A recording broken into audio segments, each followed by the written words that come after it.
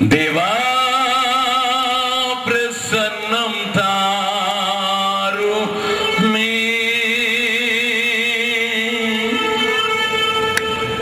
தேடியும் பாதம் தொழுகிறோ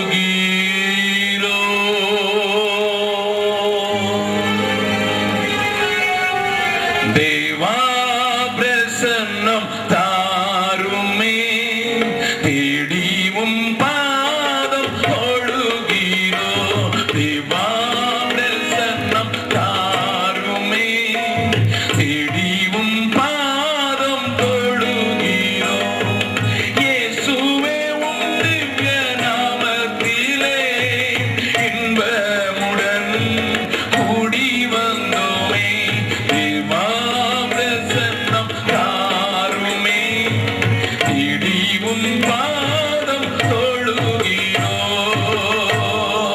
120 பேர் நடுவே தேக்கரவாடனே வந்தீரே 120 பேர் நடுவே தேக்கரவாடனே வந்தீரே உன்னத ஆவியை ஊற்றிடுமே மன்னவனே இந்நேரமே உன்னத ஆவியை ஊற்றிடுமே மன்னவனே இந்நேரமே தேவா பிரசன்னம் தாருமே தேடியும் பாதம் தொழுகிறோம் தேவா பிரசன்னம் தாருமே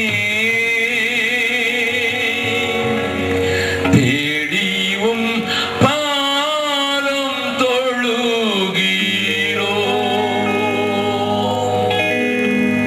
இயேசுவின் மூலம் ஜெபம் கேளும் நல்ல பிதாவே, ஆமென். பாவம் என்று சொன்னால் இந்த நாட்களிலே அநேகருக்கு ஏதோ ஒரு விளையாட்டாக தெரிய ஆரம்பித்திருக்கிறது. நான் அடிக்கடி சாதாரணமாக சொல்லுவேன். நான் 3 நாட்களுக்கு முன்னதாக இந்தியன் எக்ஸ்பிரஸ் பேப்பரை படித்துக் கொண்டிருந்த போது அதிலே ஒரு செய்தியை பார்த்தேன். என்ன பார்த்தேன்? Jack and Jill went up to the hill என்று சொல்லி நர்சரியிலே ஒரு ஒரு சின்ன பாடல் சொல்லிக் கொடுப்பார்கள். ஆங்கிலேயர்கள் சொல்லிக் கொடுத்ததை நாமும் கொஞ்சம் கொஞ்சம் நாம் படித்துவிட்டு இங்கே வந்து நம்முடைய பிள்ளைகளுக்கும் முதலாவது போனவுடனே சில பாடல்களை சொல்லிக் கொடுப்பார்கள் நர்சரியிலே. அந்த பாடலுடைய உள் அர்த்தத்தை இந்தியன் எக்ஸ்பிரஸ் பேப்பர் 3 நாளைக்கு முன்னதாக அதற்கு கண்டனம் தெரிவித்த ஒரு மனிதனுடைய காரியத்தை வைத்து எழுதியிருந்தது. அது எனக்கு முதன்முறையாக தெரிந்தபடியினாலே நானும் கூட அதை பார்த்தபோது அதிர்ச்சியுற்றேன். Jack and Jill went up to the hill என்று சொல்லி ஜாக்கும் ஜில்லும் மலைக்கு போனார்கள். அங்கே ஜாக் fell down என்று சொல்லி ஒரு காரியத்தை ஆங்கில பள்ளிக்கூடத்தில் படிக்கிற பிள்ளைகள், உங்களுடைய பிள்ளைகள் படிக்கிறதை நீங்கள் கேட்டிருக்கலாம். கேட்காதவர்களுக்கும் சேர்த்து சொல்கிறேன். ஜாக் fell down என்று சொல்லப்படுகிற அந்த ஜாக்கும் ஜில்லும் மலைக்கு ஏறினார்கள். மலையிலே ஜாக் விழுந்து விட்டான், விழுந்து நொறுங்கி போனான். அது பிறகு சேர்க்க கூடாதபடி அது ஆய்விட்டது என்று சொல்லி அந்த பாடல் முடிகிறது. அதை எழுதினவர் எப்படி எழுதினாராம்?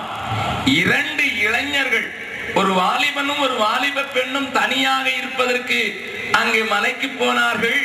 தவறு செய்து விட்டார்கள். தவறு செய்தனால் விழுந்து போனார்கள். விழுந்து போனதினால் அவள் கர்ப்பவதியானாள். அது நிமித்தம் அவருடைய வாழ்க்கை நொறுங்கி விட்டது என்பதைத்தான் அந்த பாடல் சொல்லுகிறது என்று அந்த பாடல் எழுத ஆரம்பித்த நாட்களிலே நடந்த ஒரு சம்பவத்தை இணைத்து அவர் எழுதியிருந்த போது எனக்கு ஒரு பெரிய ஷாக் அடித்தது. நம்மும் இன்றைக்கு என் பிள்ளைக்கு இங்கிலீஷ் பாட்டு தெரியுதுன்னு சொல்லி ரொம்ப சந்தோஷமா, டேய் என்னடா சொல்லி கொடுத்தாங்க அப்படின்னு கேட்டா அது உடனே பாடும். Jack and Jill went up to the hill அப்படின்னு சொன்னோன்னு நமக்கு என் பிள்ளை இங்கிலீஷ்ல பாடுது பாருங்கன்னு ரொம்ப மகிழ்ச்சி. ஆனா அது என்ன பாடுது? தனியா போய் சுதந்திரமா அனுபவிச்சு கெட்டு குட்டிச்சவரா போ என்று சொல்லுகிற பாடல் தான் என் பிள்ளைக்கு வாயில பள்ளிக்கூடத்துல கொடுக்கிற முதல் பாட்டு. கற்பழிக்கப்படுகிறதை குறித்து கற்றுக் கொடுக்கிற பாடல் அங்கே நர்சரி கிளாஸ்லயே சொல்லிக் கொடுக்கப்படுகிறது. கவனிங்கள், நன்றாக கவனிங்கள். இன்னொரு காரியத்தையும் நான் அடிக்கடி சொல்லுவது வழக்கம். நம்முடைய பிள்ளைகளுக்கு என்ன சொல்லிக் கொடுக்கிறார்கள்? இன்னொரு பாட்டு சொல்லுவார்கள். என்ன சொல்லுவார்கள்? Johnny Johnny yes papa, open your mouth no papa, telling lies no papa, open your mouth. அது என்ன? வாயிலே சீனி சல்ல சுகர் சர்க்கரையை போட்டு இருக்கிற ஒரு பிள்ளையை அப்பா பிடித்து விட்டார். பிடித்து விட்டு கேட்கிறார், ஜானி ஜானி எஸ் பாப்பா, வந்துட்டாப்பா. டேய் வாயை திறந்து காட்டினா ஒண்ணும் இல்ல பாப்பா, நத்திங் நத்திங், ஒண்ணும் இல்ல பாப்பா. ஆனா நீ பொய் சொல்றியாடுன்னு சொன்னா, இல்ல பாப்பா வாயை திறடான்னா, அதாவது பொய்ன்னு சொல்லிட்டு அந்த பொய்ய சொல்லி அப்படி போயிரு என்று சொல்லுகிறதா நர்சரியில சொல்லி கொடுக்கிறார்கள். நல்லா கவனிங்க. அது ஜாக் அண்ட் ஜில்லா இருந்தாலும் சரிதான், ஜானி ஜானி எஸ் பாப்பாவா இருந்தாலும் சரிதான். ஒன்று, நீ கொஞ்சம் வளர்ந்துட்டீனாப்பா, ஒரு பொண்ணை கூட்டிக்கிட்டு மேல போய் அவளோட இன்பமா இருந்து அவளுடைய கற்பை சூறையாடி அவளுடைய வாழ்க்கையை கெடுத்து நீனும் கெட்டுப்போ என்று சொல்லுகிற முதல் பாடல். அடுத்தால அப்படியே தப்பு பண்ணிட்டா கூட நீ சிரிச்சிட்டு எல்லாத்தையும் தொலைச்சு போட்டு போயிட்டே இருடா என்று சொல்லிக் கொடுக்கிறது தான் இன்றைய சமுதாயம். பாவத்தை குறித்த உணர்வை இன்றைக்கு மனிதனில் இருந்து எடுத்து போடுவதற்கான காரியத்தை சாத்தான் தந்திரமாக அழகாக செய்து வருகிறான். மனித குலத்திற்கு அதை குறித்து ஒரு சரியான அறிவு இல்லாததினாலே மனிதன் பாவத்தை புரிந்து கொள்ளவும் முடியாதபடி, பிரிக்கவும் முடியாதபடி, அதனுடைய விளைவுகளை பார்க்கவும் முடியாதபடி குருட்டாட்டமாக்கப்பட்டிருக்கிறான் என்று நான் தைரியமாக சொல்லுவேன். விஞ்ஞானிகள் ஒரு காரியத்தை செய்து காண்பித்தார்கள். எப்படி தெரியுமா? ஒரு சின்ன கண்ணாடி பாத்திரத்திலே அவர்கள் எப்பொழுதும் தவளை, முயல் இதைதானே வைத்து, எலி இதைதானே வைத்து உங்களுக்கு சொல்லிக் கொடுப்பார்கள். சந்திரனுக்கு அனுப்ப வேண்டும் என்றால் முதலாவது ஒரு எலி போகும், அதற்கு பிறகு ஒரு குரங்கு போகும், அதற்கு பிறகுதானே மனிதன் போகிறான். அப்படித்தானே தவளையை வைத்துத்தான் முதலாவது அதை பிரித்து வெட்டி அந்த டாக்டர்களுடைய ட்ரைனிங் பயாலஜியிலேயோ அல்லது சுவாலஜியிலோ அதுதான் ஆரம்பிக்கிறது. அப்படித்தானே? ஆகினால் அவர்கள் ஒன்று செய்தார்கள். ஒரு கண்ணாடி குழுவையிலே நன்றாக சூடான தண்ணீர் இருந்தது. ஒரு தவளையை தூக்கி அதில் போட்டார்கள். அது உடனே வெளியே குதித்து விட்டது. சூடு தாங்க முடியாமல் உடனடியாக வெளியே குதித்து விட்டது, தன்னை தப்பித்துக் கொள்வதற்காக. ஆனால் எத்தனை டிகிரி உஷ்ணம் அந்த தண்ணீர் இருந்ததோ அதே அளவுக்கு இன்னொரு முறையை செய்தார்கள். என்ன செய்தார்கள்? ஒரு குளிர்ந்த தண்ணீரை அந்த தவளையை போட்டுவிட்டு கீழே கொஞ்சம் கொஞ்சமாய் சூடேற்றினார்கள். கொஞ்சம் கொஞ்சமா தவளை உள்ள இருந்தது. சூடேற்றினார்கள். தவளை அதில் அது பழகி போனது போல உள்ளே இருந்தது. ஒரு 15 நிமிடம் கழித்து எந்த உஷ்ணத்தை கண்டு அந்த தவளை வெளியே குதித்தெறிந்ததோ இப்பொழுது இந்த முறையில குதித்தெறியவில்லை. ஏனென்றால் உஷ்ணத்தில் உடனடியாக போடவில்லை, கொஞ்சம் கொஞ்சமாக போடப்பட்டதுனால அது செத்து மடிந்தது என்று ஒரு எக்ஸ்பெரிமெண்ட் அவர்கள் செய்து காண்பித்தார்கள். சூடேற்றி உனக்கு பாவ உணர்வு இல்லாதபடி, பாவம் என்று விளங்காதபடி அதனுடைய விளைவு, அதனுடைய தண்டனை மனிதன் மேல் விழும்போதுதான் ஐயோ என்று அலறுகிறான். அதற்கு பிறகு அவனால் அதிலிருந்து தப்பித்துக் கொள்ள முடிகிறதில்லை. என்னை கேட்கிற அருமையான தேவனுடைய பிள்ளைகளே, தூரத்திலே என்னை கேட்கிற மாற்று மதத்தினவர்களை நான் பேசுகிறது உங்களுக்கும் சேர்த்துத்தான். கொஞ்சம் கவனமாய் கேட்கும்படியாக தேவன் உங்களோடு கூட இடைபடுகிறார். ஆண்டவர் நம்மோடு கூட பேசுவாராக. என்னோடு கூட சேர்ந்து திருப்பிக் கொள்ளுங்கள். யாத்திராகமம் 3வது அதிகாரம் 1வது வசனத்திலிருந்து 4வது வசனம் வரை முதலாவது வாசிக்கலாம். யாத்திராகமம் 3வது அதிகாரம் 5வது வசனம் வரை வாசிக்கலாம். 1 முதல் 5வது வசனம் வரை வாசிக்கலாம். மோசே மீதியான் தேசத்து ஆசாரியனாய் இருந்த தன் மாமனாகிய எத்ரோவின் ஆடுகளை மேய்த்து வந்தான். அவன் ஆடுகளை வனாந்தரத்தின் பின்புறத்தில் ஓட்டி தேவ பர்வதமாகிய ஓரேப் மட்டும் வந்தான். அங்கே கர்த்தருடைய தூதனானவர் ஒரு முச்செடியின் நடுவிலிருந்து உண்டான அக்கினி ஜுவாலையில் நின்று அவனுக்கு தரிசனமானார். அப்பொழுது அவன் உற்று பார்த்தான். முச்செடி அக்கினியால் ஜுவாலித்து எரிந்தும் அது வெந்து போகாமல் இருந்தது. அப்பொழுது மோசே இந்த முச்செடி வெந்து போகாதிருக்கிறது என்ன? நான் கிட்ட போய் அற்புத காட்சியை பார்ப்பேன், அந்த அற்புத காட்சியை பார்ப்பேன் என்றான். அவன் பார்க்கும்படி கிட்ட வருகிறதை கர்த்தர் கண்டார். முச்செடியின் நடுவிலிருந்து தேவன் அவனை நோக்கி மோசே என்று கூப்பிட்டார். அவன் இதோ அடியேன் என்றான். அப்பொழுது அவர் இங்கே கிட்டி சேராயாக உன் கால்களில் இருக்கிற பாதரட்சையை கழட்டி போடு. நீ நிற்கிற இடம் பரிசுத்த பூமி என்றார். அருமையான தேவனுடைய பிள்ளைகளை, இந்த மோசேயினுடைய சந்திப்பு தேவாதி தேவனிடத்தில் ஏற்பட்டதை இங்கே நாம் பார்க்கிறோம். இந்த பகுதிக்கு வரும் முன்னதாக அதே யாத்ராகமத்தின் புஸ்தகத்திலே 1வது 2வது அதிகாரத்தில் இருக்கிற காரியங்களை நீங்கள் வாசித்து பார்த்தால் ஒரு உண்மை தெளிவாக தெரியும்.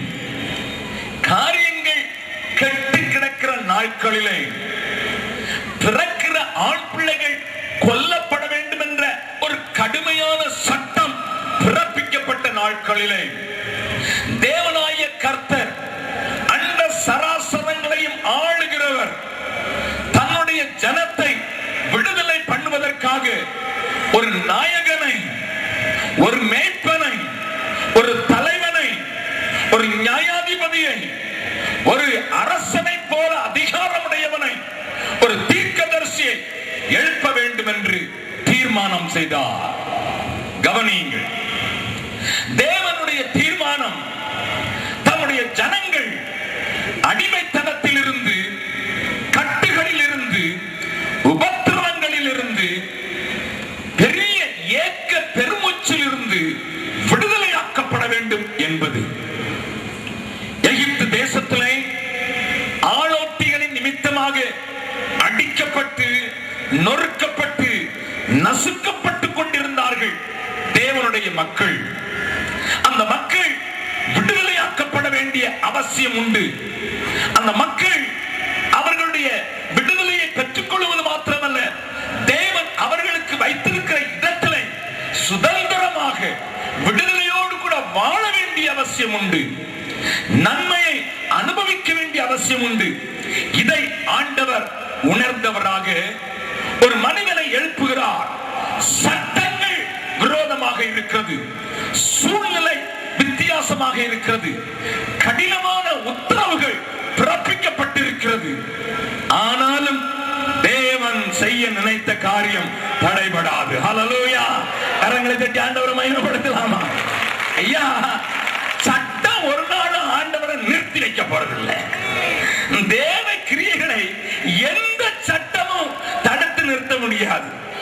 அது ஆதி காலத்தில் ஆகட்டும், இந்த காலத்தில் ஆகட்டும், அது எந்த காலத்தில் ஆனாலும் சரிதான், அது யார் மூலமாய் வந்தாலும் சரிதான், அது அம்மா மூலமா வந்தாலும் சரிதான், அப்பா மூலமா வந்தாலும் சரிதான், அது சட்டத்தினால என் தேவனுடைய கிரியை ஒரு நாளும் ஒருவனும் தடுத்து நிறுத்துவது கூடாது, கூடாது, கூடாது. கவனியுங்கள் நன்றாக. நான் பீகாரில் ஊழியம் செய்கிறபடினால கொஞ்சம் என் லாங்குவேஜ் கரடு முரடா தான் இருக்கும். ஏன்னா நான் நல்லு பிரசாத் ஊர்கான். நல்லா கவனி. சொல்ல விரும்புகிறேன். தேவன் ஒரு காரியத்தை வைத்திருந்தார் மனதிலே. என் ஜனங்கள் உரிய நேரத்திலே பாலும் தேனும் ஓடுகிற கானானுக்குள் கொண்டு போகப்பட வேண்டும். அவர்கள் என்னாலும் அடிக்கப்பட்டுக் கொண்டிருக்க மாட்டார்கள், என்னாலும் ஒடுக்கப்பட்டுக் கொண்டிருக்க மாட்டார்கள். நான் ஒரு மனிதன் மூலமாக, ஒரே ஒரு மனிதன் மூலமாக பெரும் காரியங்களை செய்வதற்கு ஆயத்தப்படுகிறேன் என்று சொல்லி எங்கே இருந்து கட்டளை பிறந்ததோ அங்கேயே அல்லேலூயா வைத்து வளர்க்கிறவர் ஐயா என் ஆண்டவர். அல்லேலூயா அல்லேலூயா. என் ஆண்டவருக்கு சில நேரங்கள் இதெல்லாம் ரொம்ப ஒரு விளையாட்டான காரியம். நீனா சட்டத்தை பிறகு நீனே வளர்த்து நீனே அவனை ஆளாக்கு என்று சொல்லி அங்கேயே வளர்க்க வைத்து விட்டார் மோசே என்கிற தம்முடைய தாசனை. கவனியுங்கள், எந்த அரண்மனையில் இருந்து சட்டம் பிறந்ததோ அதே அரண்மனையிலே வைத்து அவனுடைய கைகளையும் கட்டி அவருடைய சேனையை தகர்க்கும் சேனாதிபதியை அங்கே வளர்க்கிறார். ரஷ்யாவுக்கு போனீர்கள் என்றால் ஒன்று தெரியும். லெனின்கிரேட் என்கிற ஒரு இடம் இருந்தது. அங்கே இருந்துதான் இந்த சுவிசேஷத்துக்கு விரோதமான குரல் எழுப்பப்பட்டது.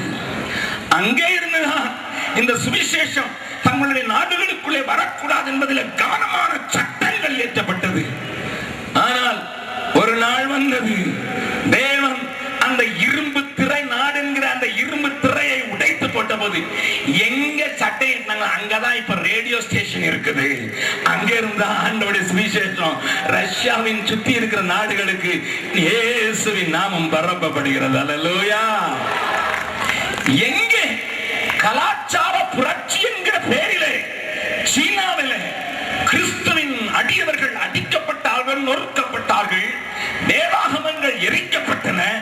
அப்படிப்பட்ட அதே இடத்தில் தான் மாசேத்தும் எங்கே இருந்து இந்த காரியங்களை திட்டம் பண்ணினாரோ அந்த இடத்தில் தான் இன்றைக்கு ஒவ்வொரு வருடமும் 1 கோடி வேதாகமம் அச்சடிக்கப்படும் பிரிண்டிங் பிரஸ் உண்டு.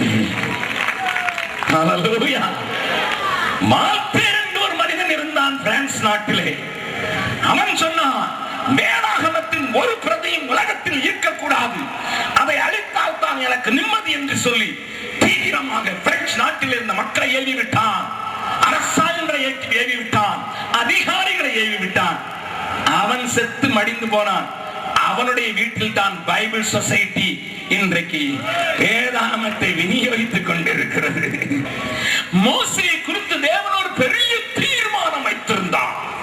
மோசேயை குறித்து ஆண்டவர் ஒரு உயர்ந்த காரியம் வைத்திருந்தார்.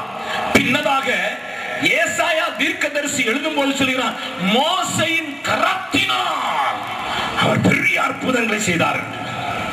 நல்ல கவனிங்க, ஆண்டவர் கரம் வேலை செய்யறதற்கு ஒரு கை வேணும், அவ்வளவுதான். வேலை செய்கிறவர் ஆண்டவர் தான். கரம், ஆண்டவருடைய கரம் தெரிகிறதற்கு ஒரு மனிதனுடைய கையைத்தான் ஆண்டவர் உபயோகப்படுத்துகிறார். ஆனா மனிதனோ புத்தி கெட்டவனாக என் கையினால இந்த அற்புதம் நடந்தது, என் கையினால இது நடந்தது, என் ஜபத்தினால இது நடந்தது என்று பெருமை பாராட்டிக் கொள்கிறார். இந்த மோசேயின் கரத்தை அப்படியாக தேவன் உபயோகப்படுத்த விரும்பினான். அவன் கையை உயர்த்தினா வெற்றி, கீழே போட்டானா தோல்வி. அவ்வளவு பயங்கரமான ஒரு பாத்திரமாக. அவன் கையை நீட்டினானா செங்கடல் பிரிந்தாக வேண்டும். அவன் கையை எடுத்து விட்டான் என்றால் செங்கடலிலே எகிப்தின் சேனை எவ்வளவு பெரிய சேனையா இருந்தாலும் மூடிவிட வேண்டும். இவ்வளவு ஒரு பயங்கரமான ஒரு வல்லமையான தேவனுக்கென்று தேவ ஜனங்களை விடுதலையாக்கக்கூடிய ஒரு பாத்திரமாக தேவன் தெரிந்து கொண்டு அவனை அரண்மனையிலேயே வளர்த்தார். ஐயா, வளர்த்தார். அவன் கொஞ்சம் தேவனுடைய காலத்துக்கு முன்னதாக அவசரப்பட்டு விட்டான். தேவன் கிரியை செய்வதற்கு முன்னதாகவே 10 ஆண்டுகளுக்கு முன்னதாகவே அவன் தன்னுடைய பலத்தால், தன்னுடைய அறிவினால், தன்னுடைய காரியத்தினால் அவன் பெரிதான ஒரு கிரியை நடப்பிக்க முடியும் என்று நம்பிவிட்டான். ஆகையினாலே அவன் என்ன செய்தான் பாருங்கள். யாத்திராகமம் 2வது அதிகாரம் 11வது வசனத்தில் இருந்து வாசிக்கலாம். மோசே பெரியவனான காலத்தில் அவன் தன் சகோதரனிடத்தில் போய் அவர்கள் சுமை சுமக்கிறதை பார்த்து பாரமாய் சுமக்கிறதை பார்த்து தன் சகோதரராகிய எபிரேயரில் ஒருவனை ஒரு எகிப்தியன் அடிக்கிறதை கண்டு அங்கும் இங்கும் பார்த்து ஒருவரும் இல்லை என்று அறிந்து எகிப்தியனை வெட்டி அவனை மணலிலே புதைத்து போட்டான். கவனிங்க, தேவன் எழுப்பின பாத்திரம்தான், தேவன் பாதுகாத்த பாத்திரம்தான் அநேக வித்தியாசமான வினோதமான சூழ்நிலையிலே பத்திரமாக பாதுகாக்கப்பட்டது மாத்திரமல்ல, அவனை குறித்து வேதம் சொல்லுகிறதை பார்க்கலாம். அப்போஸ்தலர் நடவடிக்கைகள் 7வது அதிகாரம் 22வது வசனத்தை பார்க்கலாம். அப்போஸ்தலர் 7:22. மோசே எகிப்தினுடைய சகல சாஸ்திரங்களையும் கற்பிக்கப்பட்டு வாக்கிலும் செய்கையிலும் வல்லவனானான். நன்றாக கவனியுங்கள். யாரையா இந்த மோசே என்பதை முதலாவது உங்களுக்கு கொஞ்சம் காட்டி கொடுத்து விடுகிறேன். அவனுடைய தவறை பின்பு காண்பித்து, பாவம் ஒரு மனிதனுடைய வாழ்க்கையில என்ன செய்யும் என்பதை காண்பித்து, அதே காரியம் உங்களுக்கும் நேரிட வாய்ப்புண்டு என்பதை விளக்கி அதிலிருந்து விடுதலை காண்பதற்கான காரியத்தை தெளிவாக பேசும்படியாக வாஞ்சிக்கிறேன். கவனி, இந்த மோசேயா அந்த நாட்களிலே எகிப்தின் சர்வ கலாசாலையில் தான் அனைத்து காரியம் கற்றுக் கொடுக்கப்பட்டது. கலாச்சாரத்திலே, நாகரிகத்திலே உயர்ந்து உன்னத நிலையில் இருந்தது எகிப்து. The civilization of Egypt என்று சொல்வார்கள். அந்த எகிப்தின் நாகரிகம் உன்னத நிலையில் இருக்கும்போது மோசே சகல சாஸ்திரங்களிலேயும் கற்பிக்கப்பட்டு வாக்கிலேயும் செய்கையிலேயும் என்னானா வல்லவனானான். நான் படித்தது மெக்கானிக்கல் இன்ஜினியரிங். எனக்கு வேறு எலக்ட்ரானிக்ஸ் சம்பந்தப்பட்ட ஒரு காரியத்தையோ அல்லது கம்ப்யூட்டர் சம்பந்தப்பட்ட காரியத்தையோ எனக்கு கொண்டு சொல்வீர்கள் என்றால் எனக்கு ஒன்றும் தெரியாது. ஒருவேளை அதுவும் ஒரு இன்ஜினியரிங் தான், இதுவும் ஒரு இன்ஜினியரிங் தான். ஆனால் நான் படித்தது மெக்கானிக்கல் இன்ஜினியரிங். ஆகையினால நான் அதை குறித்து கொஞ்சம் அறிவேன். அதுக்கும் இந்த நாளில அதுவும் மறந்து விட்டது. 37 வருடம் ஆகிவிட்டது. கவனிங்கள், இப்படி இருக்க எகிப்தினுடைய சகல சாஸ்திரங்களிலும் கற்பிக்கப்பட்டு நிபுணனான அந்த மோசே நாம் சாதாரண மோசே என்று சொல்லக்கூடாது, டாக்டர் மோசே என்று சொல்ல வேண்டும். நம்ம ஊர்ல எல்லாருக்குமே டாக்டர் பட்டம் கொடுத்துடுறோம். மெட்ரிகுலேஷன் ஃபெயிலான ஆளுங்களையே டாக்டர்னு கூப்பிடும் போது, பீகாருக்கு வந்து பாத்தீங்கன்னா ஊசி போட தெரிஞ்சா டாக்டர். அல்லேலூயா. ஊசி போட தெரிஞ்சாலே டாக்டர். என்னோடு கூட ஒரு சகோதரன் ஊழியம் செய்கிறான். அவனை குறித்து நான் உங்களுக்கு சொல்வேன் என்றால் விளங்கும். அவன் ஒரு பாம்பேயில அடிதடி ஆட்களோடு கூட சேர்ந்து பல கெட்ட வழிகளில் நடந்து கொண்டிருந்தவன். போலீஸ் தேடினதுனால வேறு வழி இல்லாமல் தப்பி ஓடி பீகாருக்கு வந்தவன். அவனுடைய பெற்றோர் அவனை குறித்து பெரிய எண்ணங்கள் வைத்து பைபிள் காலேஜில் சேர்த்தார்கள். அவன் மதுரையிலே பைபிள் காலேஜில் அவன் கள்ளச்சாராயம் விற்றவன். பைபிள் காலேஜ் அவளை பெரிய கெட்டிக்காரன். அவன் ஓடி போய் பாம்பேல சேர்ந்து அடிபடி ஆட்களோடு கூட சேர்ந்து அடிபடி நடத்தினது நிமித்தமாக பாம்பே போலீஸ் விரட்ட அவன் ஓடி வந்து பீகாரிலே வந்து விழுந்தான். பீகாரிலே அவனுக்கு நாங்கள் கொஞ்சம் அடைக்கலம் கொடுக்க வேண்டியிருந்தது, கொடுத்தோம். எங்களோடு கூட இருந்த அனாதை பிள்ளைகளின் ஆனந்தத்தை பார்த்தான். இவர்கள் இவ்வளவு சந்தோஷமா இருக்கிறார்களே, என்ன ரகசியம் என்று அந்த பிள்ளையிடத்துல கேட்டிருக்கிறான். எப்படியப்பா இவ்வளவு சந்தோஷமா இருக்கிற, உனக்கு அம்மாவும் இல்ல அப்பாவும் இல்ல, உனக்கு வாழ்க்கையில என்னன்னா இயேசு இருக்கிறார் அந்த பிள்ளை சொல்ல. அந்த பிள்ளைகிட்ட இயேசுவை கேட்டுக்கொண்டு இந்த பிள்ளைகள் அவனை ஆண்டவருக்குள் நடத்தினார்கள். கரங்களை வைத்து ஆண்டவர் எழுதலாம். அல்லேலூயா. அந்த என்னோடு கூட தங்கி இந்த பிள்ளைகளை நான் பார்க்கிறேன் என்று சொன்னான். ஆகையினாலே அவருக்கு வேறு ஒரு இடத்துல அதே அனாதை பிள்ளைகளை பார்க்கும் பணியை கொடுத்து விட்டு அங்கே அனுப்பி வைத்தோம். நான் ருசித்த ஆண்டவரை மற்றவர்கள் ருசிக்க வேண்டுமே. பிள்ளைகள் பள்ளிக்கூடத்துக்கு போன பின்பு இவர் சைக்கிள் எடுத்துக்கொண்டு பக்கத்தில் இருக்கிற ஒரு கிராமத்துக்கு சென்றார். கிராமத்துக்கு சென்ற போது அந்த கிராமம் ஒரு பெரிய கிராமம். அதனுடைய பேர் தரார். தரார் என்கிற கிராமத்துக்கு அங்கே சென்ற போது அங்கே வழியிலே கொஞ்சம் பேர் மடித்தார்கள். நெல் இயேசுவை தானே சொல்ல வந்திருக்கிற, நீ சொல்றதுக்கு முன்னதாக நாங்க உனக்கு ஒரு பரீட்சை வைக்க போனோம், அதை செய்துட்டு போன. இப்படி பேசிக் கொண்டிருக்கும் போதே 4 பேர் கட்டில்ல ஒரு வாலிப பெண்ணை தூக்கி கொண்டு வந்தார்கள். இவ 22 நாளா கோமோல இருக்கிறாள், சுய நினைவு இல்லாமல் இருக்கிறாள். இவளை நீ சுகமாக்கிட்டீனா உன் இயேசு உண்மையுள்ளவர், ஜீவிக்கிறவர் என்று நாங்கள் அறிவோம் என்று சொல்லி இவனுக்கு ஒரு பரீட்சை வைத்தார்கள். இதுக்கு முன்னதாக ஒரு தலைவலிக்கே ஜெபிக்காத ஆள் இவனுக்கு இப்பொழுது பெரிய ஷாக். ஆண்டவரை சொல்லணும், மாட்டிக்கிட்ட மகையா, வேற வழி இல்லைன்னு சொல்லி என்ன செய்திருக்கிறார், பார்த்திருக்கிறார் பக்கத்தில். அவருக்கு ஒன்றும் இதெல்லாம் அவருக்கு தியாலஜி எல்லாம் ஒன்றும் பெருசா தெரியாது, பெரிய பெரிய கூட்டங்களில் கலந்து கொண்டதில்லை. ஆனா பார்த்திருக்கிறார் பக்கத்துல ஒரு வாளியில தண்ணி இருந்திருக்குது. அதை எடுத்து இயேசுவின் நாமத்துல ஆள் இந்த பெண் மேல ஊட்டினா அவன் எந்திரிச்சு ஓட ஆரம்பிச்சுட்டான். ஹல்லேலூயா. 22 நாள் சுயநினைவு இல்லாம கடந்தவ ஓட ஆரம்பிச்ச உடனே எல்லாரும் இவர் காலில் விழுந்துட்டாங்க. அடுத்த வாரம் நான் அங்க போனா நிறைய ஜனங்கள் 200-300 பேர் கையில தண்ணி பாட்டில் வச்சுக்கிட்டு நிறைய நிற்குது. நான் யார பார்க்கணும்னு கேட்டா டாக்டர் சாபம். இது நம்ம ஊர்ல டாக்டர், அது நம்ம ஊழியத்துல யாரு டாக்டர் என்று கேட்டா அதுக்கு உள்ள போனா சொல்றாரு, அண்ணன் போன வாரம் இயேசுவின் நாமத்துல தண்ணி ஊத்தின 22 நாள் படுத்துட்டு இருந்தா ஓடிட்டா, அதுல இருந்து பாட்டிலா தண்ணி கொண்டு வந்து ஜெபம் பண்ண கேட்கறாங்க. இனி டாக்டர்னா இப்ப கூப்பிடுறாங்க. ஹல்லேலூயா. அதனால உங்க ஊர்ல படிச்சுதான் டாக்டர் பட்டம் வாங்கணும், எங்க ஊர்ல தண்ணி ஊத்தினாலே டாக்டர். அப்படி இருக்கும் போது இந்த மோசே சர்வ கலாசாலையிலே எல்லா துறைகளிலும் சாஸ்திரங்களிலேயும் கல்வி கற்ற அவனை நம்ம டாக்டர் மோசேன்னு சொல்றதுல தப்பு இல்லையே. ஆமா, ஹல்லேலூயா. மதிப்போட கூப்பிடுவோம் டாக்டர் மோசஸ். ஹல்லேலூயா. அது மாத்திரமல்ல, இன்னொரு பட்டம் கொடுக்கணும். எனக்கு அதுல திருப்தி இல்லை, நான் நிறைய டாக்டர் ஆகிட்டு போட்டாங்க நம்ம ஊர்ல, அதனால இன்னொரு பட்டம் கொடுக்கணும்னு எனக்கு ஆசையா இருக்குது. வாசிக்கலாம் வெளிப்படுத்தின விசேஷம். வெளிப்படுத்தின விசேஷத்துல அங்கே ஒரு காரியத்தை ஆண்டவர் நமக்காக எழுதி வைத்திருக்கிறார். வாசிக்கலாம் 15வது அதிகாரம்,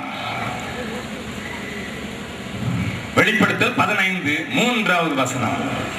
அவர்கள் தேவனுடைய ஊழியக்காரனாகிய மோசேயின் பாட்டையும், அவர்கள் தேவனுடைய ஊழியக்காரனாகிய மோசேயின் பாட்டையும் ஆட்டுக்குட்டியானுடைய பாட்டையும் பாடி, ஆட்டுக்குட்டியானவருடைய பாட்டையும் பாடி. நிறுத்துங்க. பரலோகத்துல பாட்டு மேலே ஆட்டுக்குட்டியானவரை குறித்து, ஆட்டுக்குட்டியானவராகிய இயேசுவை குறித்து பாடுவதை குறித்தும் அவருடைய பாட்டை பாடுவதை குறித்து எனக்கு சந்தேகம் இல்லை, உங்களுக்கு சந்தேகம் இல்லை. நான் இந்த வசனத்தின் அடிப்படையில் என்ன யோசிக்கிறேன், பூமியில் இருக்கிற எல்லா கவிஞர்களையும் ஆண்டவர் கூட்டி எல்லாரும் பரலோகத்துல ஒரு பாட்டு எழுதி கொடுங்கப்பா என்று கேட்ட உடனே அதுல வெற்றி பெற்றது யார் பாட்டு மாத்திரம்தான்? மோசே பாட்டு தான். ஹல்லேலூயா. அதனால எனக்கு தெரிஞ்ச அளவுல நான் சொல்ல முடியும், மகாகவி டாக்டர் மோசஸ். ஹல்லேலூயா. கர்த்தருடைய பரிசுத்த நாமத்துக்கு ஸ்தோத்திரம். அது மாத்திரமல்ல, இன்னைக்கு இருக்கிற தலைவர் 5 வருஷத்துக்கு இருக்கிறாரோ இல்லையோ கஷ்டம்தான். ஆனா 40 வருடங்கள் 32 லட்சம் ஜனங்களை ஒரு தேசத்திலிருந்து மறு தேசத்திற்கு தனிப்பெரும் தலைவனாய் நடத்தி கொண்டு சென்ற அந்த தலைவன் இன்னைக்கு யாரெல்லாம் நிரந்தர தலைவர்கள் என்றெல்லாம் சொல்கிறார்கள். நிரந்தரமா ஒரு தலைமுறைக்கு 40 வருஷமா தன்னுடைய மக்களை நடத்தி சென்ற அவனை மாபெரும் தலைவர் மகாகவி டாக்டர் மோசஸ். அப்படி சொன்னா உங்களுக்கு திருப்தியா இருக்குதோ இல்லையோ, எனக்கு திருப்தியா இருக்குது. ஹல்லேலூயா. அவனுடைய தலைமைத்துவத்தை பார்த்து இன்னைக்கு இருக்கிற தலைவர்களை பார்க்கும்போது கொஞ்சம் கஷ்டமா தான் இருக்குது. இவங்களை தலைவரா ஏற்றுக்கொள்றதுக்கு முடியல. கவனி, இத்தனை புகழ் உண்டு, இத்தனை பெருமை உண்டு, இத்தனை கல்வி உண்டு, இத்தனை காரியங்கள் உண்டு. அவனுக்குள்ளே ஒரு எண்ணமும் உதிக்கிறது. தன்னுடைய சகோதரர்களுக்கு உதவி செய்ய வேண்டும் என்கிற எண்ணம் தான் உதிக்கிறது. அவர்கள் சுமை சுமைக்கிறதை பார்க்கிறான், ஒடுக்கப்படுகிறதை பார்க்கிறான், உபத்திரவப்படுகிறதை பார்க்கிறான். அவர்களுடைய கைகளில் இருந்து அவனை விடுதலையாக்க வேண்டும் என்று வாஞ்சிக்கிறான். ஆகையினால வெளியே போய் தன்னுடைய ஜனத்தை சேர்ந்த ஒருவனை எகிப்தில் ஒருவன் அடிக்கிறதை கண்டு அங்கே இங்கே பார்த்தான். அவனை ஒரே அடியாக கொன்றான், அவனை மணலிலே புதைத்து விட்டான். அம்மா, சில வேளைகளிலே கல்வி மனிதனை பாவத்திலிருந்து விடுதலையாக்கி விடும் என்று தவறாக எண்ணப்படுகிறது. கவனி, கல்வி மனிதனை நாகரிகம் உள்ளவனாக மாற்றுவது போன்ற ஒரு பிரமை உண்டு. கல்வி மனிதனை அநேக மூட பழக்க வழக்கங்களிலிருந்து விடுதலையாக்குவது உண்மைதான், இல்லை என்று சொல்லவில்லை. கல்வி நம் அனைவருக்கும் தேவை என்பதை நீங்களும் நானும் அறிந்திருக்கிறோம். ஆனால் கல்வி மனிதன் கெட்ட குணத்தை மாற்றுவதற்கு போதுமான வல்லமை உடையது அல்ல. சாதாரணமா கல்ல வச்சு அடிப்பான் கற்காதவன், கற்றுக்கொண்டவன் துப்பாக்கி கண்டுபிடிச்சு அதை வச்சு சுடுறான், அவ்வளவுதான் வித்தியாசம். கவனியுங்கள், கவனியுங்கள். ஒரு மனிதன் இப்படி சொன்னான், கற்காதவன் ஒரு நட்டை திருடி கொண்டு போவான், கற்றவனோ ரயில்வே தண்டவாளத்தையே திருடி கொண்டு போவான். இதுதான் கல்வி செய்கிற காரியம். கல்வி மனிதனை நாகரிகம் உள்ளவனாக மாற்றலாம். ஆனால் தேவனுக்கு முன்னதாக நிற்கும் பரிசுத்தனாக கல்வி மாற்றுகிறதில்லை. அதை என் தேவன் மாத்திரமே செய்ய முடியும். இந்த மனிதன் நல்ல காரியத்தை செய்ய வேண்டும் என்று நான் தோன்றினது அவனுக்கு. ஆனால் நடந்து கொண்ட முறை அவனுக்குள்ளே மாற்றம் இல்லாதவன், அவனுக்குள்ளே வெளி கொண்டவன், அவனுக்குள்ளே ஒரு பெரிய அதிகார பெருமை கொண்டவன், அவனுக்குள்ளே இருக்கிற அந்த அதிகார பெருமை, அகங்காரம், அதிகாரத்தின் வல்லமையினால் நிறைந்திருக்கிற காரியத்தினால் உண்டாகிற மேட்டிமை, நன்மை செய்ய வேண்டும் என்பதற்கு தீர்மானித்திருந்த போதிலும் ஒருவனை கொன்று வெட்டி புதைத்து தெரியாதவனை போல நிற்க வைத்து விட்டது. என் வேதத்திலே தொடர்ச்சியாக வாசித்து பார்த்தால் ஒன்று நடக்கிறது. வாசிக்கலாம். அதை 2வது அதிகாரத்திலே ஆண்டவர் நமக்காக எழுதி வைத்திருக்கிறார். மறுநாளில் நடந்ததை எழுதி வைத்திருக்கிறார். வாசிக்கலாம் 13வது வசனத்தில் இருந்து. அவன் மறுநாளிலே வெளியே போனபோது, அவன் மறுநாளிலும் வெளியே போனபோது எபிரேய மனுஷர் இருவர் சண்டை பண்ணிக் கொண்டிருந்தார்கள். எபிரேய மனுஷர் இருவர் சண்டை பண்ணிக் கொண்டிருந்தார்கள். அப்பொழுது அவன் அநியாயம் செய்கிறவனை நோக்கி நீ உன் தோழனை அடிக்கிறது என்ன என்று கேட்டான். அதற்கு அவன் எங்கள் மேல் உன்னை அதிகாரியாகவும் நியாயாதிபதியாகவும் ஏற்படுத்த நீ எங்களை கொண்டு போட்டது போல என்னை கொண்டு போட நினைக்கிறாயோ என்றார். அப்பொழுது மோசே காரியம் நிச்சயமாக வெளிப்பட்டது என்று பயந்தான். காரியம் நிச்சயமாக வெளிப்பட்டது என்று பயந்தான். ஐயா, அம்மா, நீ பாவத்தை செய்யும் போது அங்கேயும் இங்கேயும் பார்த்து செய்திருக்கலாம். ஒருவரும் உன்னை கவனிக்கவில்லை, நீ மாத்திரம்தான் இருக்கிறாய். அடிக்கப்பட போகிறவனும் அவன் கவனிக்க முடியாது, அவனுக்கு சப்போர்ட்டிவ் ஆகும் ஆட்கள் இல்லை என்று சொல்லி நீ அதை மறைத்து இருக்கலாம், மூடி இருக்கலாம். ஆனால் பாவம் உன்னை தொடருமே, சாபம் கொல்லுமே, உன் இன்ப லாபம் எல்லாமே சாபம் ஆகும் காலமே. பாவம் உன்னை தொடருமே, சாபம் கொல்லுமே, உன் இன்ப லாபம் எல்லாமே சாபம் ஆகும் காலமே. வாலிப நாளில் உன் தேவனை தேடி ஓடிவா, பாவி உன்னை அழைக்கிறார் இயேசுராஜனே. வாலிப நாளில் உன் தேவனை தேடி ஓடிவா, பாவி உன்னை அழைக்கிறார் இயேசுராஜனே. ஐயா, உன் பாவம் உன்னை தொடரும் ஐயா. நீ அங்கேயும் இங்கேயும் பார்த்துத்தான் செய்தாய். நீ மறைத்து விடலாம் என்று முயற்சியும் செய்தாய். மறுநாளிலேயே தெரிந்து விட்டது. தெரிந்த போது பயம் பிடிக்கிறது. அது வரைக்கும் பயம் இருக்காது. யாருக்காவது தெரியாத வரைக்கும் இவர் பெரிய பரிசுத்தவான் மாதிரிதான் நடப்பார், ஒண்ணுமே தெரியாத மாதிரிதான் நடப்பார். குட்டி வெளிப்பட்டதுன்னா அதுக்கு பிறகுதான் இவருக்குள்ளேயே அந்த பயம் அவரை பிடிக்கும். சகோதரி, சகோதரா, பாவம் அத்தனை வஞ்சனை உள்ளது. என் வேதம் அதனால் தான் சொல்லுது, பாவத்தின் வஞ்சனை என்று சொல்லுகிறது. பாவம் செய்யும் போது உனக்கு இனிக்கும் போல் இருக்கலாம், பாவம் செய்யும் போது ஒருவரும் கவனிக்காதது போல் இருக்கலாம், பாவம் செய்யும் போது மற்றவர்களுக்கு இதை எளிதாக மறைத்து விடலாம் என்று இருக்கலாம். ஆனால் ஆனால் ஆனால் அது ஒரு வஞ்சனை உள்ளது, வஞ்சனை உள்ளது, வஞ்சனை உள்ளது. அது உன்னை தொடர்ந்து பிடிப்பதற்கு மாத்திரமல்ல, உனக்குள்ள ஒரு பயத்தை கொண்டு வந்து விட்டு என்ன செய்ததாம்? அடுத்த வசனத்தை வாசிக்கலாம். பார்வோன் அந்த காரியத்தை கேள்விப்பட்ட போது, பார்வோன் அந்த காரியத்தை கேள்விப்பட்ட போது மோசேயை கொலை செய்ய வகை தேடினார். You may be a doctor, நீ மகாகவியா இருக்கலாம், பெரும் தலைவனா இருக்கலாம், நீ பெரிய படித்த மேதையா இருக்கலாம், ஆனால் பாவம் உன்னை தண்டிக்காமல் விடாது. பாவத்தை ஒருவேளை இன்றைக்கு செய்து கொண்டு சமுதாயத்துக்கு முன்னதாக நீ பெரியவனை போல நடிக்கலாம். பாவத்தை செய்து வாழ்ந்து கொண்டு அதிலே தங்கி இருந்து நீ மற்றவர்களை ஏமாற்றிக் கொண்டிருக்கலாம், உன் மனைவியை ஏமாற்றிக் கொண்டிருக்கலாம், உன் புருஷனை ஏமாற்றிக் கொண்டிருக்கலாம், உன் பிள்ளையை, உன் நண்பர்களை, உன் சபையின் போதகரை, உன் சபையின் விசுவாசிகளை நீ ஏமாற்றிக் கொண்டிருக்கலாம். ஆனால் அது ஒரு நாளிலே உன்னை பிடித்துத்தான் ஆகும், அதை பிடித்துத்தான் ஆகும். அது பிடிக்கிறது மாத்திரமல்ல, உன்னை அழிக்கத்தான் தீர்மானம் எடுக்கும். It will never leave you. It never leaves you.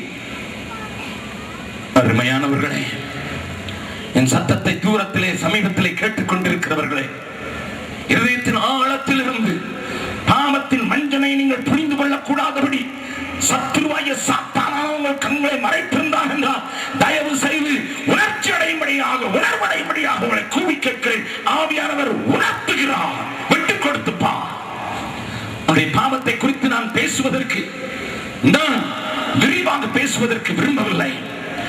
என் வேதம் சொல்கிறது, பாவம் செய்கிற ஆத்மா சாகும், பாவம் செய்கிற ஆத்மா சாகும். பாவத்தின் தண்டனை, பாவத்தின் சம்பளம் மரணமே. ஐயா, அம்மா, ஏதோ மழிப்பு விட்டு போவதற்கு அல்ல என் கிறிஸ்து வந்தது.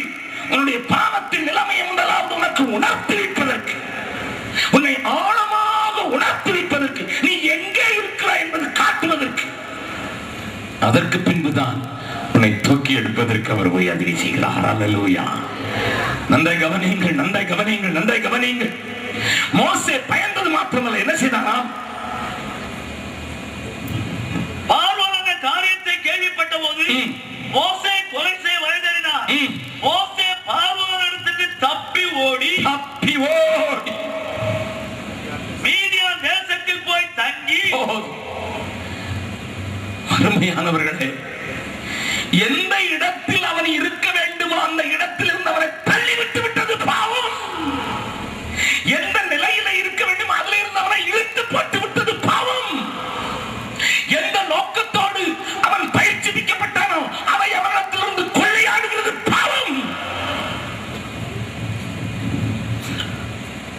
பாவத்தோடு கூட விளையாடிக் கொண்டிருக்காதீர்கள். பாவத்தை லேசாக எண்ணி விடாதீர்கள். நான் முதலாவது சொன்னது போல Johnny Johnny yes papa, eating sugar no papa என்று சொல்லி அதை கேலியாக்கி கொண்டிருக்கிறது உலகம். என் தேவனுடைய வார்த்தையோ, பாவம் செய்கிற ஆத்மா சாகும். ஐயா, இந்த மத கூட்டங்களிலேயே, மார்க்கத்தை சொல்லுகிறவர்களிலே இவங்க எப்ப பார்த்தாலும் நரகம் மோட்சம் தான் சொல்லுவாங்க அப்படின்னு சொல்லுகிறாயா? நல்லா கவனிங்க. யாரையா மோட்சத்தை கண்டது? யாரையா நரகத்தை கண்டது? இவங்க நம்மளை பயமுறுத்துறாங்க. என்று சொல்லுகிறாயா?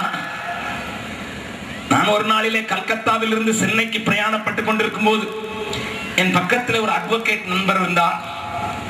அவர் ஒரு தீவிரமான கம்யூனிஸ்டவாதி, வெஸ்ட் பெங்காலை சேர்ந்தவர். அவர் என்னோடு கூட பேசுவார், பாஞ்சித்தார். ஆரம்பிக்கும் போதே சொன்னார், 27 மணி நேரம் ஒன்னா இருக்க போறோம் சார், கொஞ்சம் ஆர்கி பண்ணாதான் எனக்கு நல்லா இருக்கும், ஏன்னா நான் வக்கீல். சரி, நான் இந்த சந்தர்ப்பத்தை உபயோகப்படுத்தி இயேசுவை சொல்ல வேண்டும் என்கிற துடிப்பில் நான் இருக்கிறேன். அவருக்கு நேரம் போக வேண்டும். வாக்குவாத நோய் பிடித்தவர், வக்கீலாக இருந்தார். அவர் பார்த்து சொன்னார், 27 மணி நேரத்துல கொஞ்ச நேரம் தான் தூங்க முடியும். எத்தனை மணி நேரம் தூங்க? மிஞ்சி போனா 9 மணி நேரம் தூங்கலாம், மீதி 18 மணி நேரம் இருக்குது, எதையாவது சொல்லுவோம் அப்படின்னு சொல்லி ஆரம்பிச்சார். சார், நீங்க மிஷினரின்னு சொல்றீங்கல்ல? நான் சொன்னேன், ஆமா. ஏன் ஐயா மிஷினரியா இருக்கீங்க? நான் சொன்னேன், ஜனங்களை பாவத்துல இருந்து திருப்பி ஆகணும், இல்லைன்னா நரகத்துக்கு போயிடுவாங்க. அதான வம்பு. யாரையா நரகத்தை கண்டது, யாரையா மோட்சத்தை கண்டது? ரெண்டு பேருக்கும் கொஞ்ச நேரம் ஹீட்டடா ஆர்கியூமெண்ட் நடந்துச்சு. கடைசியில அவர் தான் முதல்ல வாக்குவாதம் பண்ணணும்னே தீர்மானிச்சிருக்காரு. இவரை நம்ம திருத்தருங்கிற லேசல முடியாதுன்னு சொல்லிட்டு நான் ஒண்ணு சொன்னேன், சார் நான் சொல்லதை நல்லா கவனிங்க, நல்லா கவனிங்க. எப்படி இருந்தாலும் நான் தான் ஜெயிச்சேன். நல்லா வக்கீலுக்கு மட்டும் நீங்க எதிர்பார்ட்டி ஜெயிக்குன்னு சொன்னா ஒருத்தர் சுதாரிச்சிருவான்.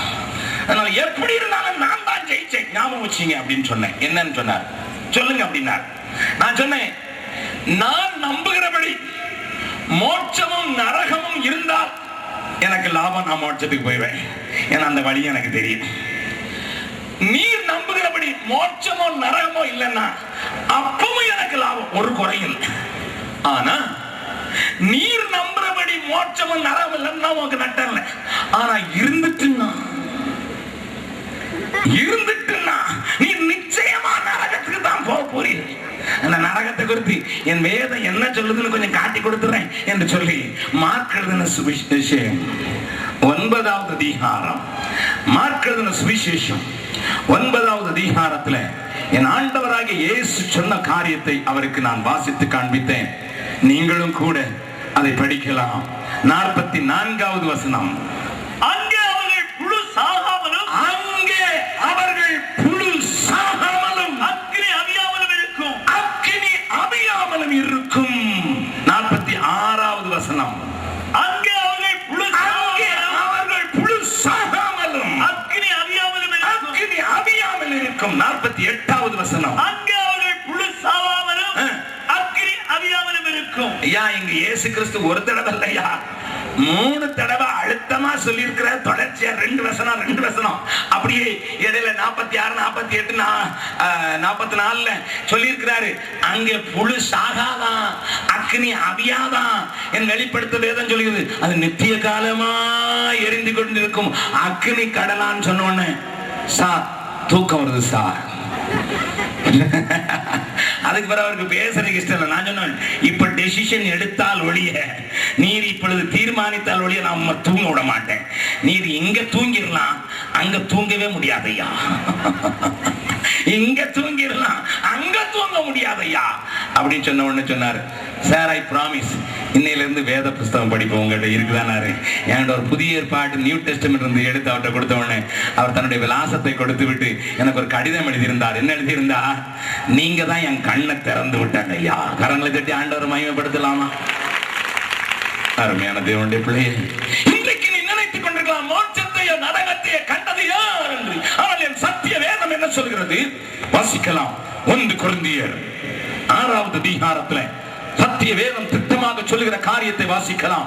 1 கொரிந்தியர் 6வது அதிகாரம் 9வது வசனத்திலிருந்து வாசிக்கலாம்.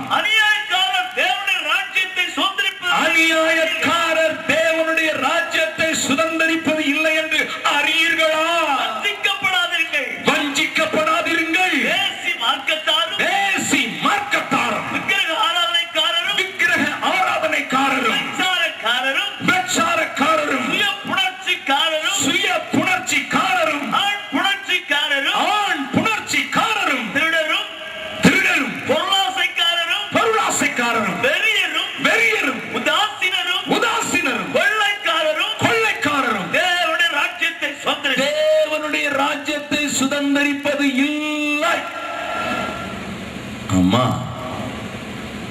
இது நானும் நீங்களும் சொல்லுகிற வசனம் அல்ல.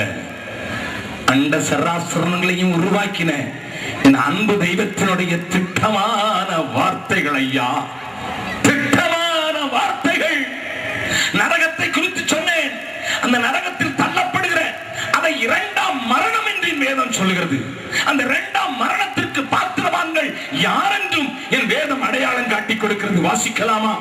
வெளிப்படுத்தின விசேஷம் 21வது அதிகாரம் 8வது வசனத்தை வாசிக்கலாம். பயப்படுகிறவர்களும் அவிசுவாசிகளும் அருவருப்பானவர்களும் கொலை பாதகரும் விபச்சாரக்காரரும் சூனியக்காரரும் விக்கிரக ஆராதனைக்காரரும் பொய்யர் அனைவரும்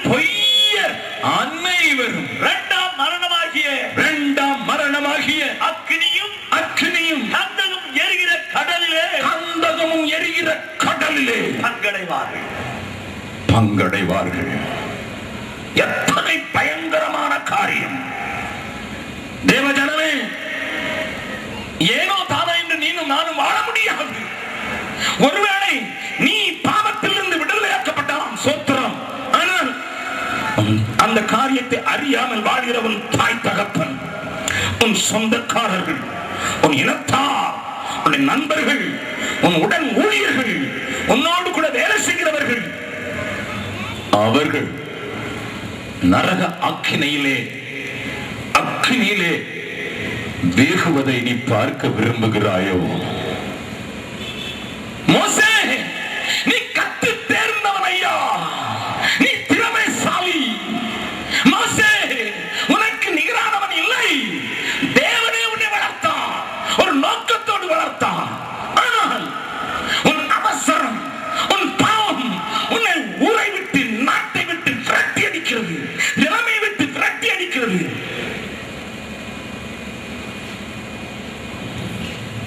The purpose was forgotten. நோக்கத்தை மறக்கடிக்கவும் செய்துவிட்டது. மீதியான் வனாந்திரத்திலே மாமா வீட்டுல ஆடு ஓட்டிக்கிட்டே இருக்க 40 வருஷமா. ஒவ்வொரு நாளும் மோசே யோசித்திருப்பான், ஐயோ, நான் கற்ற கல்வி எங்கே? நான் நடந்த நடை எப்படி?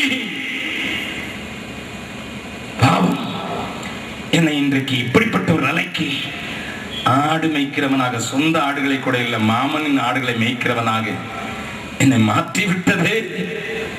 ஆண்டவர் அவனை சந்திக்கும் போது சொல்கிறான், எனக்கு பேசவும் தெரியல. The power was lost, the purpose was lost, the person was lost. ஆள் தத்துவம் இறந்து போனது, அவனுடைய நோக்கம் மறந்து போனது, அவனுடைய வல்லமை இறந்து போன மேல சூன்யமாகிவிட்டான்.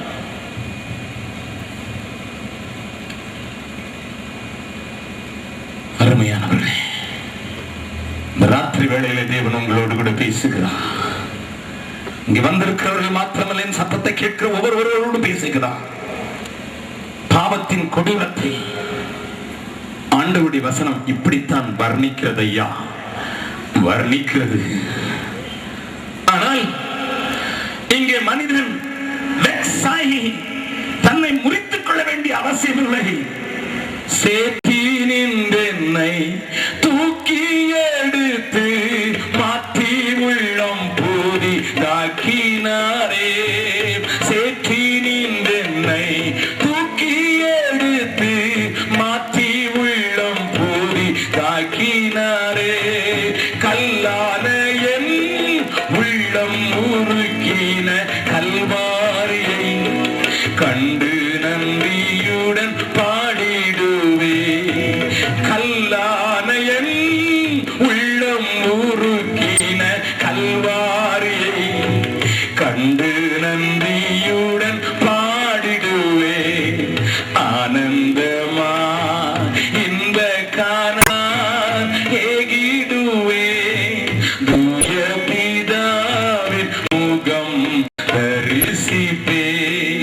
ஆனந்தமா வாலிப நாளில் இயேசுவை கண்டே வாஞ்சையுடன்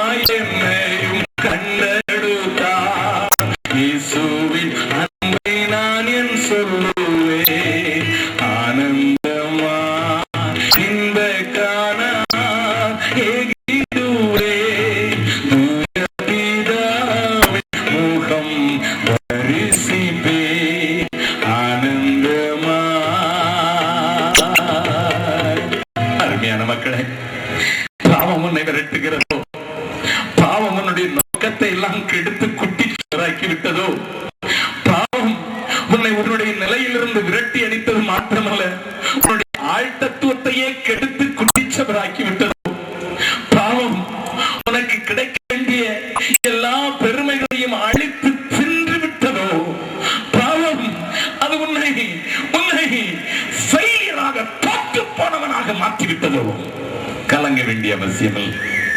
தோற்று போய் தேவ பர்வதத்தின் பின்னாக ஓட்டிக்கொண்டு ஆடு மேய்த்துக் கொண்டிருக்கிற மோசே 40 வருடமாயிட்டாலும் என் ஆண்டவர் மறந்து போகவில்லை. ஐயா, மறந்து போகவில்லை. கரங்களை தட்டி ஆண்டவரை மகிமைப்படுத்தலாமா?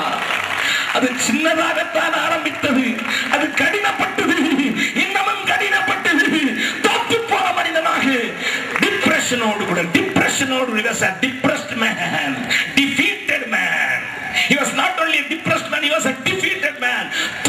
தோற்கடிக்கப்பட்ட மனிதனாக, தேவ பர்வதத்திலிருந்து விலகி ஓடுகிறவனாக இருக்கிறவனை தேடி என் அன்பின் தெய்வம் இறங்கி முச்சடியிலே தோன்றி அவனுக்கு காட்சி அளிக்கிறார். அம்மா, காட்சி அளிக்கிறார். அவன் நடுங்குகிறான். முதலாவது ஆண்டவர் சொல்லுகிறது, கமான், உன்னுடைய பாதரட்சை கழட்டி போடி. நிக்கிற இடம் பரிசுத்த பூமி. ஏனென்றால் தன்னை பரிசுத்தராக விளங்க பண்ணுகிற ஆண்டவர் பரிசுத்தராகவே தன்னை நிறுத்தி உனக்கு அழைத்து உன்னையும் பரிசுத்தப்படுத்துவேன் வா என்று அழைக்கிற அன்பின் ரூபி ஐயா இந்த இயேசு. ஏனையா இந்தியாவின் பல பாகங்களிலே உலகத்திலேயும் சென்று கத்துக்கிறேன். சில கேட்பாங்க, இவ்வளவு சத்தம் போடுகிறையா, எவ்வளவு சத்தம் போடுறேன். அம்மா அம்மா, என் அன்பின் ஆண்டவர் தோற்று போன மனிதனை, வெட்கத்துக்குள்ளான மனிதனை, விரட்டப்பட்ட மனிதனை, நோக்கத்தை மறந்த மனிதனை, நீ இல்லைன்னா வேற ஆண்டா அப்படின்னு போகலம்மா, போகலையா, போகல. தேடி வரும் தெய்வம் ஐயா, மறந்து போகாத ஆண்டவர் ஐயா, மறந்து போகாத ஆண்டவர். தேடி கண்டுபிடித்தார், நம்மை தேடி கண்டுபிடிக்கிறார். அல்லேலூயா, அல்லேலூயா. அந்த அன்பின் முன்னதாக நான் நிற்கும் போதெல்லாம் என்னை மறக்கிறேன், அழுகிறேன். இந்த அன்புக்கு நான் என்ன செய்ய முடியும் ஆண்டவரே என்று கேட்கிறேன். அதோடு நிற்கவில்லை, உன்னை எதற்காக தேடி வந்தேன் என்று சொல்லுகிறார். It's not just to put him in a place where he can enjoy life. No, அவனை ஏதோ ஒரு நன்மையில கொண்டு வந்து நிறுத்தி விடுவதற்கு அல்ல அம்மா. அவனுக்கு ஒரு ஆசீர்வாதத்தை கொடுத்து விட்டு போவதற்கு அல்ல.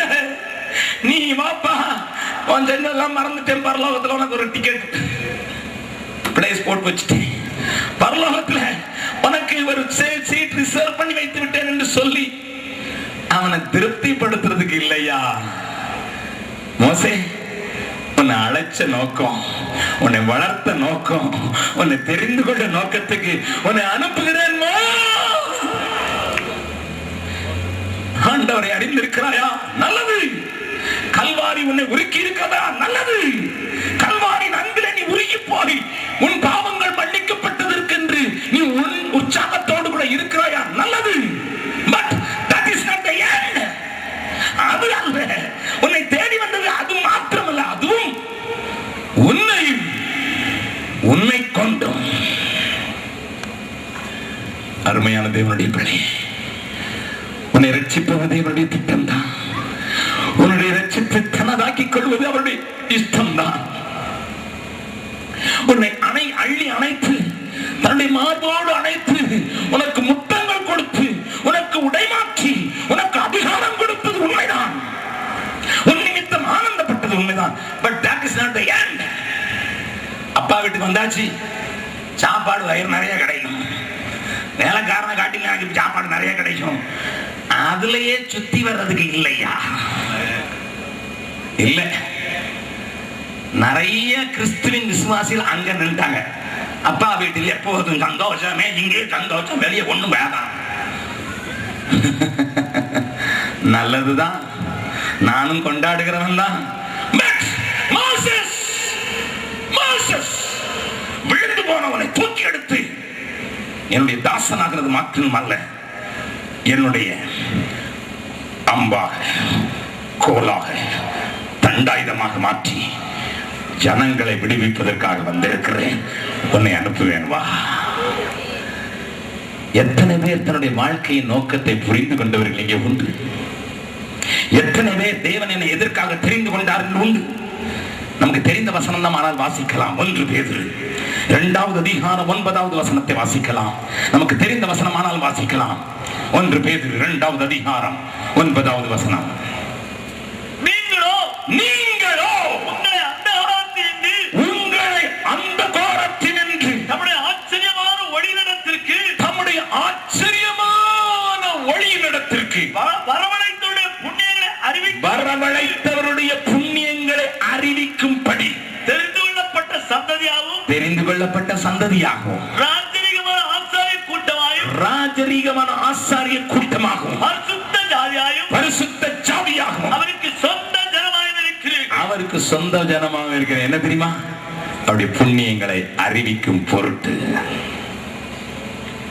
லேகியோன் பிடித்த ஒரு மனிதன் இருந்தான். 2000க்கும் அதிகமான பிசாசுகள் இருந்தது.